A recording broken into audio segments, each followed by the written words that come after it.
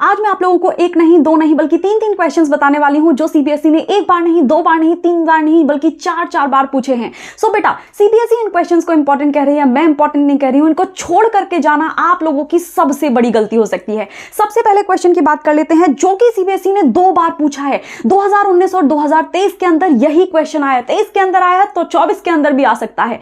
क्या है question? Explain the process of unification of Italy. आप लोगों को जितने भी आंसर सोशल साइंस के पेपर में लिखने हैं उन सबको पॉइंट्स बनाकर लिखना है। आप लोगों की सबसे बड़ी गलती हो सकती है अगर आप अपने आंसर्स को पैराग्राफ्स के अंदर लिख करके आते हैं, और वो भी एसएसटी के पेपर में। गुड। क्वेश्चन नंबर 2 की बात कर लेते हैं, और ये ऐसा क्वेश्चन है जो सीबीएसई का दुलारा क्वेश्चन है।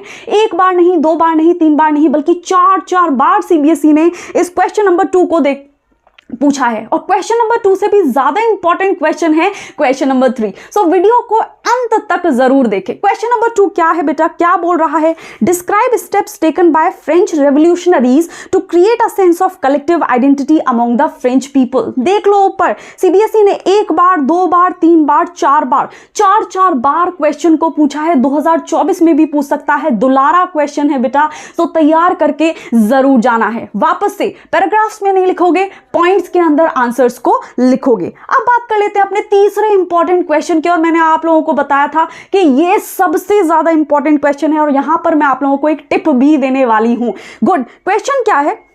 क्वेश्चन बाद में बताती हूं, पहले बता देती हूं कौन कौन से ईयर में पूछा गया है। देखो, पिछले साल ही आया है, 2023 के अंदर ही आया है, तो इस बार भी आ सकता है। 2020 के अंदर आया है, यानी कि एक बार नहीं बल्कि दो बार सीबीएसई ने इसी क्वेश्चन को पूछा है।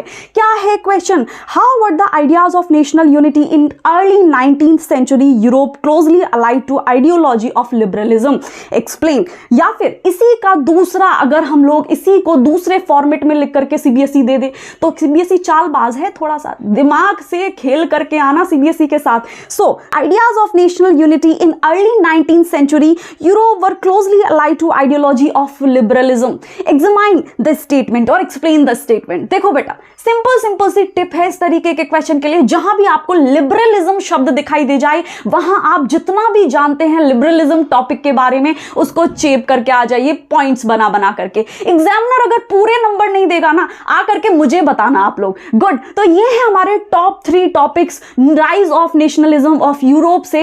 एंड बेटा, ये टॉपिक आप लोगों को जरूर तैयार करके जाने हैं फॉर योर बोर्ड एग्जाम। हम लोग अगले चैप्टर को डिस्कस करने वाले हैं कल की वीडियो के अंदर। Till then take care, bye bye, पढ़ते रहिए।